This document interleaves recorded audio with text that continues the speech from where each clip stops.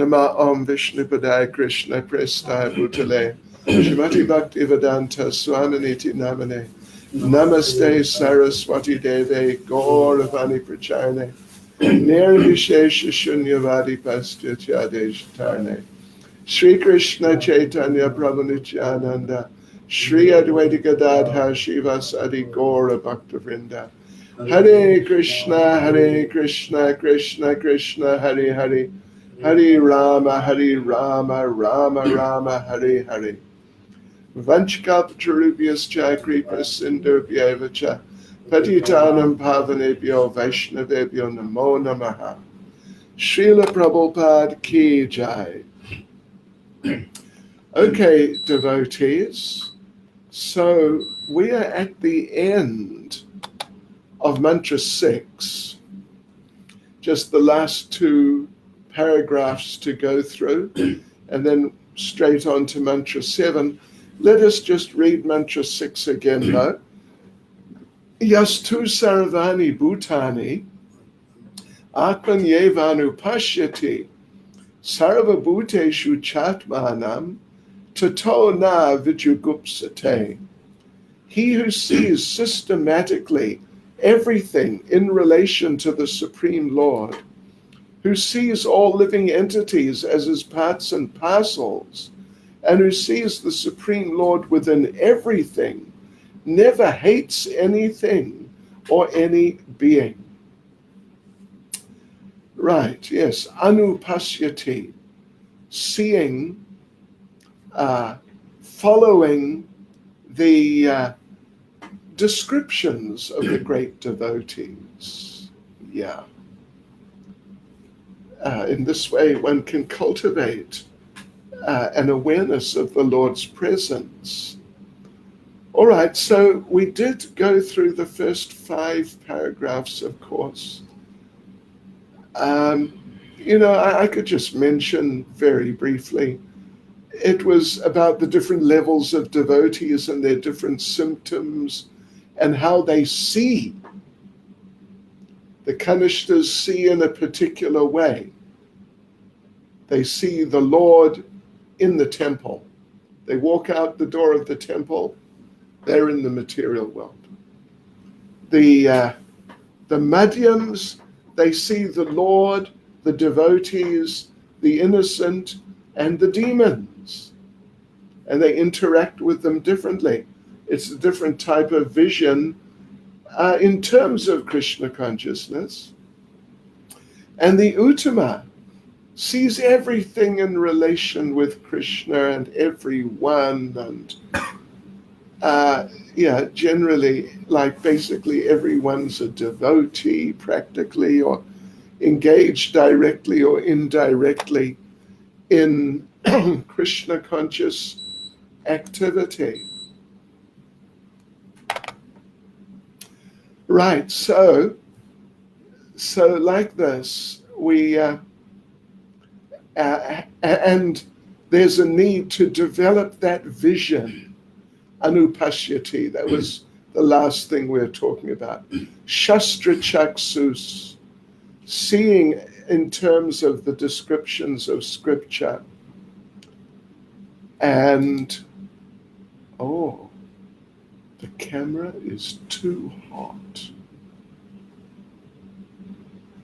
Would you believe it? The camera, there's a message, the camera is too hot. It's just gone up. Yeah, it's like very hot. Really? Yeah.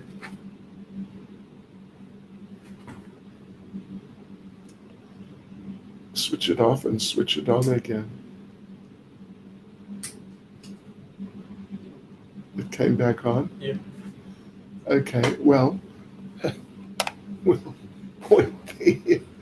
what can you deal with the air conditioning? Excuse us, the camera failed because it says it's too hot.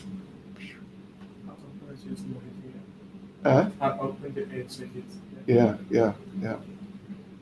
Okay, sure. All right, so there we were.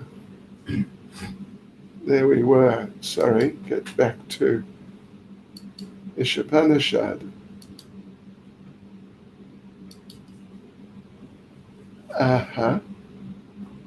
Right. So,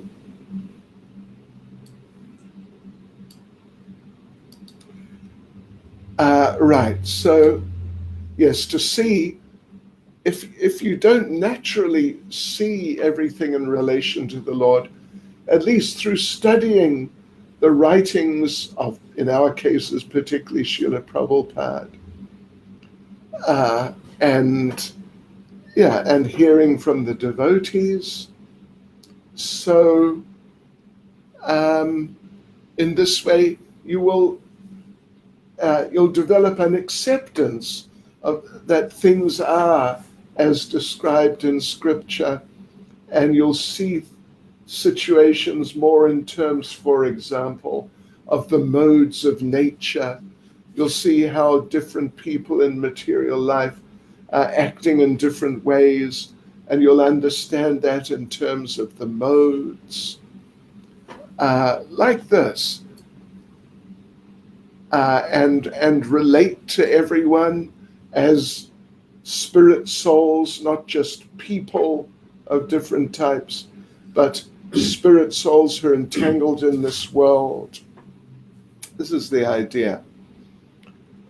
That was the idea from paragraph 5, Anupasyate. Seeing in terms of following the directions of the great devotees. So now,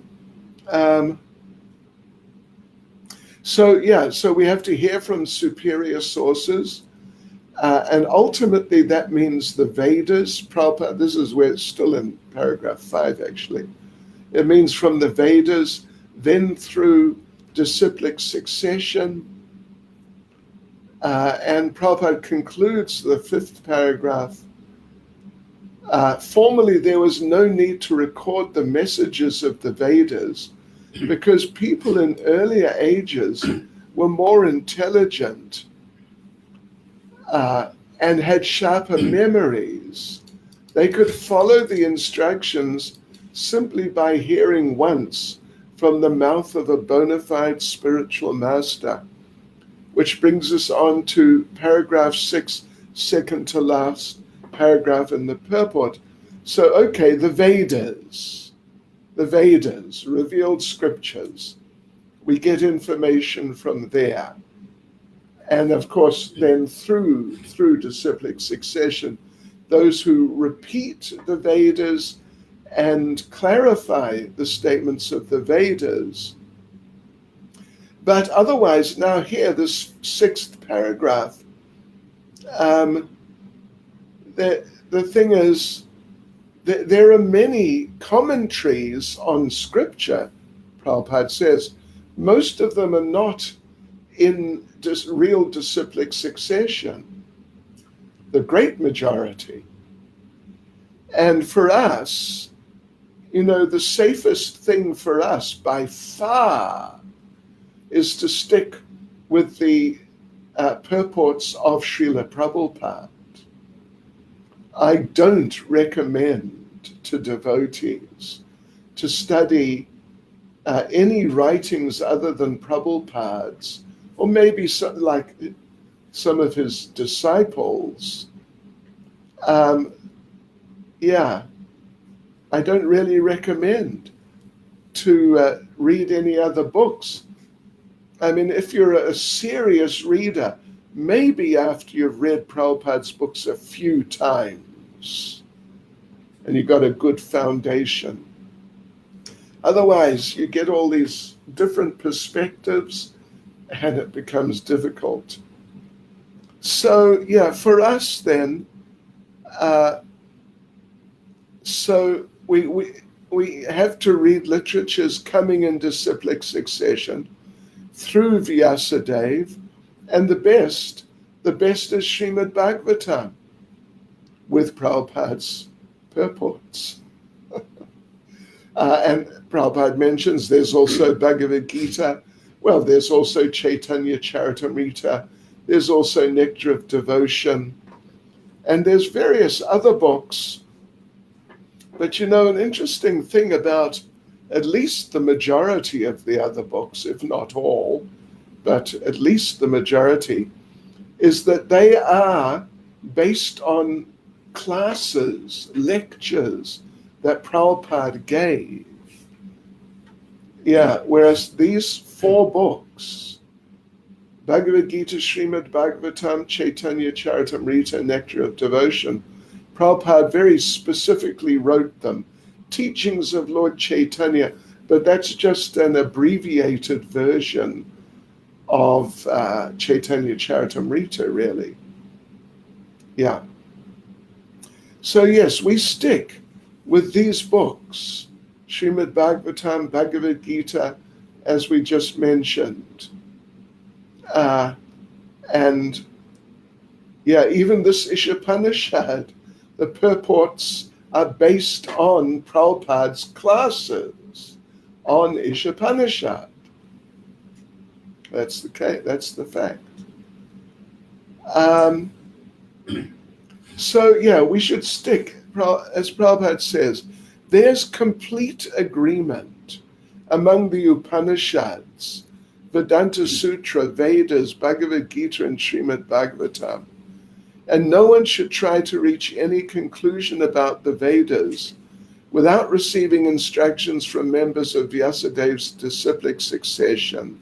This, devotees, I don't want to sound like I'm just being repetitive, but it's definitely a fact. This means Srila Prabhupada. Best not to go outside until at least you're very well read in Prabhupada's literatures. And there's some importance for you to read other literatures. And 7, the Prabhupada refers to Bhagavad Gita 1854. In just shortly, he'll refer to it again. And so we'll go through it at that point. But the thing is that verse is making the point either directly or indirectly that only one who's on the liberated Brahma-Bhuta platform can become an Uttama Adhikari and see every living being as his own brother. Politicians cannot see like that.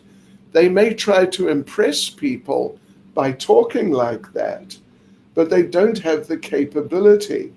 They're just trying to use popular philosophical ideas and literatures to popularize themselves. So they're after personal gain. So Prabhupada makes the point, if you imitate the symptoms of an Uttama Adhikari, it may help you become famous and get money, but it's not going to help you spiritually at all. Rather, you'll go backwards. Yeah. So the Uttama Adhikari sees the spirit soul within the material body and serves him as spirit. And in that way, the material aspect is also served. So, let me just close on this mantra 6 by reading a little passage from Prabhupada's class on this mantra about the Mahabhagavat. So the Mahabhagavat has no discrimination who is devotee, who is non-devotee, who is theist, who is atheist or theist. In this way, he sees everyone as part and parcel of the Supreme Lord, and everyone is engaged. One who is suffering, he's also engaged, just like the prisoner. The prisoner is also serving the government by force. Therefore, one who is elevated, the Mahabhagavat, sees, he's also obeying. even those who are in an abominable stage of life, actually they are obeying. The prisoners are obeying the government, although by force, but they are obeying. Similarly, those who are materialists are also obeying. Chaitanya Mahaprabhu's philosophy that Jivera Swaripoya Krishnera Nityadas, a living entity is eternally the servant of Krishna, whether he admits it or not. That doesn't matter. He is a servant. Just like any citizen is law-abiding or subservient to the state, he may say, I don't care for the state, but the police, the military, he'll be forced to accept. So one is being forced to accept Krishna as the master, and the other is voluntarily offering service. That is the difference. But nobody is free from the service of Krishna.